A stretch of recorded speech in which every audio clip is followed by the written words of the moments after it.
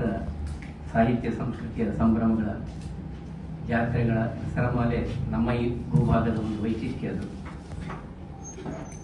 ಎಲ್ಲ ಭಾಷೆಗಳ ಎಲ್ಲ ರೀತಿಯ ಸಮ್ಮೇಳನಗಳು ಪ್ರಯೋಗಾತ್ಮಕವಾಗಿ ನಡೆದಿದ್ದರೂ ಆನಂತರ ಯಶಸ್ವಿಯಾಗಿ ಇಡೀ ರಾಜ್ಯಕ್ಕೆ ಇಡೀ ದೇಶಕ್ಕೆ ಮಾರ್ಗದರ್ಶಿಯಾಗಿದೆ. ಬಹುಶಃ ಸಾಹಿತ್ಯ ಸಮ್ಮೇಳನ ಸಹಿತವಾಗಿ ಕನ್ನಡ ಸಾಹಿತ್ಯ ಸಮ್ಮೇಳನ, ಕನ್ನಡ ಸಾರಸ್ವತ ಲೋಕ, ಅದರಲ್ಲಿ ಒಂದು ಪ್ರಮುಖವಾದಂಥ ಒಂದು ಭಾಗ ಅದು ಗಮಕ. ನಮಗೆ ಆಶ್ಚರ್ಯ ಆಗ್ಬೋದು, ಗಮಕ ಅಂದರೆ ಅದು ಪ್ರತ್ಯೇಕ ಏನು ಅಂತ. ನಮ್ಮ ಈ ಭಾಗದಲ್ಲಿ ಯಕ್ಷಗಾನ, ಭಾಗವತಿಕೆ ಅದು ಒಂದು ರೀತಿಯಲ್ಲಿ ಶಾಸ್ತ್ರೀಯ ಸ್ವರೂಪದಲ್ಲಿ ಹೋಗುವಂಥದ್ದಿದ್ದರೆ, ಇನ್ನೊಂದು ಸ್ವರೂಪದಲ್ಲಿ ಮನೆ ಮನೆಗಳಲ್ಲಿ ಚೂರ್ಣಿಕೆ ಅಂತ, ಊಟ ಆಗುವಾಗ ಚೂರ್ಣಿಕೆ ಅಂತ ಹೇಳ್ತಾರೆ, ಅದರ ಒಂದು ಅದು ಮೂಲ ಸ್ವರೂಪವಾದರೆ ಸಾರ್ವಜನಿಕ ವೇದಿಕೆಗಳಲ್ಲಿ ವಾಚನ ಪ್ರವಚನದ ವ್ಯವಸ್ಥೆಗಳಲ್ಲಿ ಇಲ್ಲಿ ವಾಚನ ಅಂತ ಹೇಳಿದರೆ ಇಡೀ ಘಟ್ಟದ ಮೇಲೆ ಇಡೀ ಕರ್ನಾಟಕದ ಮೈಸೂರು ಪ್ರಾಂತ್ಯದಲ್ಲಿ ಅದನ್ನು ಗಮಕ ಅಂತ ಹೇಳ್ತಾರೆ.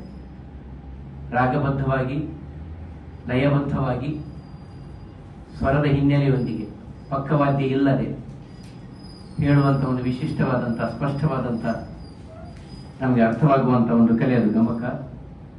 ಕುಮಾರವ್ಯಾಸನ ಭಾರತ ಇರಬಹುದು, ಇಲ್ಲ ಇತ್ತೀಚೆಗೆ ರಚಿತವಾದದ್ದು. ನಾವು ಕೇಳಿದ್ರೆ ಹೊಸಕೆರೆ ಕೇಶವಮೂರ್ತಿ ಇಂಥವರೆಲ್ಲ ಮಹಾನ್ ಮೈವರುಗಳನ್ನು ಪ್ರಸ್ತುತ ಕನ್ನಡ ಅಭಿವೃದ್ಧಿ ಪ್ರಾಧಿಕಾರದ ಕಾರ್ಯದರ್ಶಿಗಳಾದಂಥ ಡಾಕ್ಟರ್ ಎ ವಿ ಪ್ರಸನ್ನ ಅವರು ಈ ಪ್ರದೇಶ ಹೊಸದಲ್ಲ, ಅವರು ದೊಡ್ಡ ಗಮಕಿಗಳು.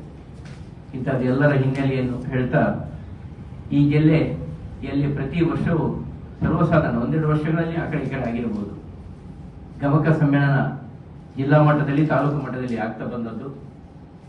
ಇಲ್ಲಿ ನಮ್ಮ ಜೊತೆಗೆ ಪುನರೂರವರು ಅದರಲ್ಲಿ ಹಿಂದಿನಿಂದ ಇದ್ದವರಿದ್ದಾರೆ. ಕಟೀಲಲ್ಲಿ ದೊಡ್ಡ ಮಟ್ಟದ ಸಮ್ಮೇಳನ ಆಗಿತ್ತು, ಉಡುಪಿಯಲ್ಲಿ ಆಗಿತ್ತು, ಬಹಳ ಅದ್ವಿತೀಯವಾಗಿ ನಡೆದಿತ್ತು ವೇದವಾಸಿಗಳ ಪ್ರಿಯದಲ್ಲಿ. ಅವಿಭಜಿತ ಜಿಲ್ಲೆಯದು ದಕ್ಷಿಣ ಕನ್ನಡ, ಉಡುಪಿ, ಕಾಸರಗೋಡು ಅಂತ ಹೇಳಿದ್ರೆ ನಮಗೆ ಇದರಲ್ಲಿ ನೆಲೆಯಲ್ಲಿ ವ್ಯತ್ಯಾಸಗಳೇನಿಲ್ಲ. ಸುರತ್ಕಲ್ಲಲ್ಲಾಗಿತ್ತು.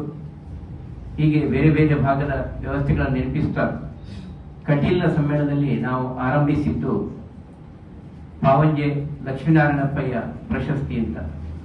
ಸುಮಾರು 1 ಶತಮಾನದ ಹಿಂದೆ ಪಾವಂಜೆ ಲಕ್ಷ್ಮೀನಾರಾಯಣಪ್ಪಯ್ಯ ಅಂತ ಹೇಳಿದ್ರೆ ಗಮಕದಲ್ಲಿ ಸಿದ್ಧಹಸ್ತರು ಮತ್ತು ಪ್ರಸಿದ್ಧರು, ಸ್ವತಃ ಗಮಕಿಗಳಲ್ಲದೆ ಅವರು ರಚನೆಕಾರರು ಹೌದು.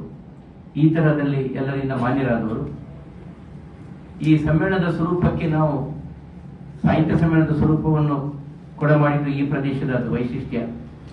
ಈ ನೆಲೆಯಲ್ಲಿ ಸಮ್ಮೇಳನಾಧ್ಯಕ್ಷರಾಗಿ ಈ ಬಾರಿ ಅಕ್ಟೋಬರ್ 17 ಶುಕ್ರವಾರ ಮತ್ತು 18 ಶನಿವಾರ 2 ದಿವಸಗಳ ಕಾಲ ಪುತ್ತೂರಿನ ವಿವೇಕಾನಂದ ಮಾಲಿಂಗೇಶ್ವರ ದೇವಸ್ಥಾನದ ನಟರಾಜ ವೇದಿಕೆಯಲ್ಲಿ, ಅದು ವಿವೇಕಾನಂದ ಕಾಲೇಜಿನ ಮತ್ತು ಫಿಲೋಮಿನಾ ಕಾಲೇಜ್ ಎಲ್ಲದರ ಒಟ್ಟಾಶ್ರಯದಲ್ಲಿ ಆಗುವಂಥದ್ದು, ಅಂಬಿಕಾ ಕಾಲೇಜ್ ಎಲ್ಲ ವ್ಯವಸ್ಥೆಗಳು ತೊಡಗಿಸಿಕೊಳ್ತಾರೆ. ಬಹಳ ವ್ಯವಸ್ಥಿತವಾಗಿ ಅದರದ್ದು ಆಯೋಜನೆಯನ್ನು ಮಾಡಿದ್ದಾರೆ. ನಮ್ಮ ಜೊತೆ ಹಿರಿಯರಾದಂಥ ವೇದವ್ಯಾಸರಾಗಲಿ, ಮಾಲಿಂಗ ಭಟ್ರಾಗಲಿ, ಶೆಟ್ಟರಾಗಲಿ ಇದೆಲ್ಲ ವಿಶೇಷವಾಗಿ ಇದರಲ್ಲಿ ತೊಡಗಿಸಿಕೊಂಡಿದ್ದಾರೆ.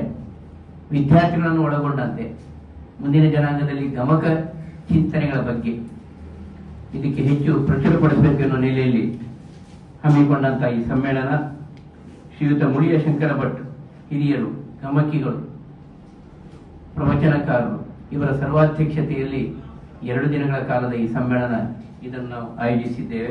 ಸಂಚಿಕೆಯನ್ನು ಗೋಪಾಲಕೃಷ್ಣ ಭಟ್ ಅವರು ಮಾಡಲಿಕ್ಕಿದ್ರೆ ಉಳಿದ ಎಲ್ಲವರು ಇದರಲ್ಲಿ ಅತಿಥಿಗಳಾಗಿ ಇರ್ತಾರೆ ಅಂತ ಹೇಳ್ತಾ, ಗಮಕ ಸಾಹಿತ್ಯ ಪರಿಷತ್ತು ಇದರ ಜಿಲ್ಲಾಧ್ಯಕ್ಷರಾದಂತಹ ಮಧುರ್ ಮೋಹನ್ ಕಲ್ಲೂರಾಯರು ಈ ಸಂದರ್ಭದಲ್ಲಿ ಉಪಸ್ಥಿತರಿದ್ದು 2 ದಿನಗಳ ಪೂರ್ತಿ ಇದಕ್ಕೆ ಮಾರ್ಗದರ್ಶನವನ್ನು ಮಾಡುವವರಿದ್ದಾರೆ. 2-3 ಇದರಲ್ಲಿ ಗೋಷ್ಠಿಗಳನ್ನು ಹಮ್ಮಿಕೊಂಡಿದ್ದು ಸಂಜೆ 4ರಿಂದ 5 ತನಕ ನವರಸ ಗಮಕ ಎನ್ನುವಂತ ನೆಲೆಯಲ್ಲಿ ಪದ್ಯಾಳ ಗಣಪತಿ ಭಟ್ರು, ಯಜ್ಞೇಶಾಚಾರ್ಯರು, ಮಂಜುಳಾ ಸುಬ್ರಹ್ಮಣ್ಯ ಭಟ್ರು, ಹೀಗೆ ಇವರೆಲ್ಲರ ಉಪಸ್ಥಿತಿಯಲ್ಲಿ ಗಮಕದ ವಾಚನ ಇದು ನಡೀಲಿಕ್ಕಿದೆ. ನಂತರ ಶನಿವಾರ ಜಿಲ್ಲಾ ಮಟ್ಟದ ಕಾವ್ಯ ಗಾಯನ ಸ್ಪರ್ಧೆಯಲ್ಲಿ ಪ್ರಥಮ ಮತ್ತು ದ್ವಿತೀಯ ಬಹುಮಾನ ವಿಜೇತರಿಂದ ನಾವೇನು ಸ್ಪರ್ಧೆಗಳನ್ನು ಮಾಡಿದ್ದೇವೆ ಆ ವಿಜೇತರಿಂದಲೂ ಗಮಕ ವಾಚನಗಳನ್ನು ವ್ಯವಸ್ಥೆಯನ್ನು ನಾವು ಮಾಡಿದ್ದೇವೆ. ಸಮ್ಮೇಳನಾಧ್ಯಕ್ಷರೊಂದಿಗೆ ಗಮಕ ಸಂವಾದ ಗೋಷ್ಠಿಯನ್ನು 10 ಗಂಟೆಗೆ ಇಟ್ಕೊಂಡು ಡಾಕ್ಟರ್ ನರೇಂದ್ರ ರೈ ಅವರು ಇದನ್ನು ನಡೆಸಿಕೊಡ್ಲಿಕ್ಕಿದ್ದಾರೆ. ಸುಬ್ಬಪ್ಪ ಕೈಕಂಬರ್ ಅವರು ಉಪಸ್ಥಿತರಿರ್ತಾರೆ. ಯಕ್ಷಗಾನ ಮತ್ತು ಶಿಕ್ಷಣದಲ್ಲಿ ಗಮಕ ಎನ್ನುವ ನೆಲೆಯ ವಿಚಾರದಲ್ಲಿ ಶ್ರೀಮತಿ ಕವಿತಾ ಅಡೂರು, ಪ್ರಾಚೀನ ಕಾವ್ಯಗಳ ಪ್ರಚಾರದಲ್ಲಿ ಗಮಕ ಮತ್ತು ಗಮಕದ ಕಲೆಯ ಸ್ವರೂಪ ಮತ್ತು ಬೆಳವಣಿಗೆ ಇದೆಲ್ಲ ವಿಚಾರಗಳಲ್ಲಿ ವಿಮರ್ಶೆ ಮಾಡುವವರಿದ್ದಾರೆ.